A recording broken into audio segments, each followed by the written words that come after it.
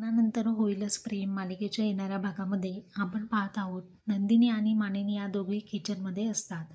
पार्थ तिथे येतो आणि काव्याला म्हणतो की चला तुम्हाला अभ्यास करायचा आहे ना. तर काव्या म्हणते अहो मी ब्रेक घेतलाय. मानिनी सुद्धा म्हणते अरे तिने आत्ताच क्लासेस अटेंड केले, ती ब्रेकवरती आहे. पार्थ म्हणतो ब्रेक हा थोड्या वेळाचा असतो, परंतु हे काम करायला तुम्हाला खूप वेळ लागेल, चला. इकडे आपण पाहत आहोत की जेव्हाने नंदिनीच्या साडीची छान अशी घडी घालून तिच्या हाती ठेवलेली असते आणि तो म्हणतो की मी जर दुकानामध्ये कामाला लागलो ना तर अशा अशा साड्यांच्या घड्या करेल ना की बस. नंदिनी म्हणते किती बोलता हो, तुमचं तोंड नाही का दुखत.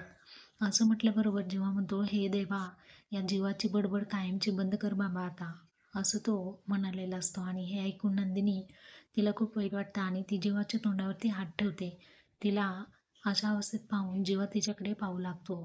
तर येणाऱ्या भागामध्ये आपण हे सर्व काही पाहणार आहोत प्रेक्षकांनो. त्यासाठी आपल्या चॅनलला लाईक, सबस्क्राईब